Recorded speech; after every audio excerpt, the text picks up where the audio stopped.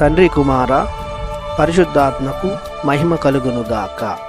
ఈనాటి జీవవాక్యం. మనుష్య కుమారుడు అనేకుల రక్షణార్థము తన ప్రాణమును దారపోయుటకు వచ్చెను.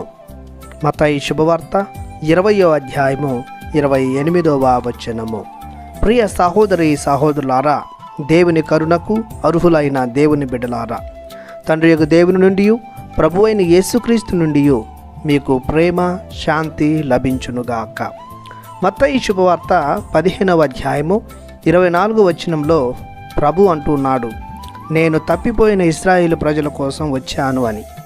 చాలామంది ఈ వాక్యం విన్న తర్వాత క్రీస్తు కేవలం ఇశ్రాయేలు ప్రజల కోసమే వచ్చాడు అనుకుంటారు. కానీ ప్రభుని ఉద్దేశం ఏమిటంటే, మొదటిగా దేవుడు ఎన్నుకొనిన ఇశ్రాయేలు ప్రజలను చక్కదిద్దడం, తరువాత వారి ద్వారా దేవుని ప్రేమను, ఆయన అద్భుత కార్యాలను లోకమంతటికి చాటి చెప్పడం. క్రీస్తు ప్రభు అలాగనే తన పరిచర్యను ప్రారంభించారు.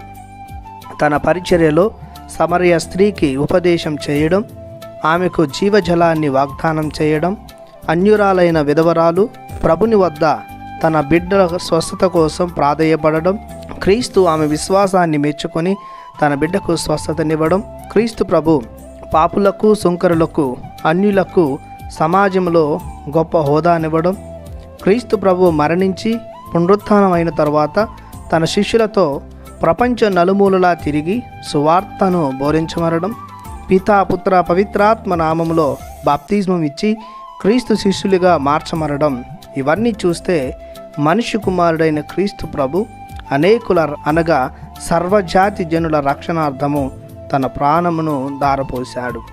అదే విషయాన్ని పునీత పౌలు గారు మరియు క్రీస్తు ప్రభుని యొక్క అపోస్తలులు అన్యజాతులకు బోధిస్తూ వారిని ప్రభుని శిష్యులుగా మార్చారు. కావున మనం ఆరాధిస్తున్న ప్రభువు లోక రక్షకుడని గుర్తించి ఆయనను లోకానికి చాటి చెప్పాలి. ఆయన బోధించిన సువార్త విలువలను జీవించాలి. ప్రార్థించుదము.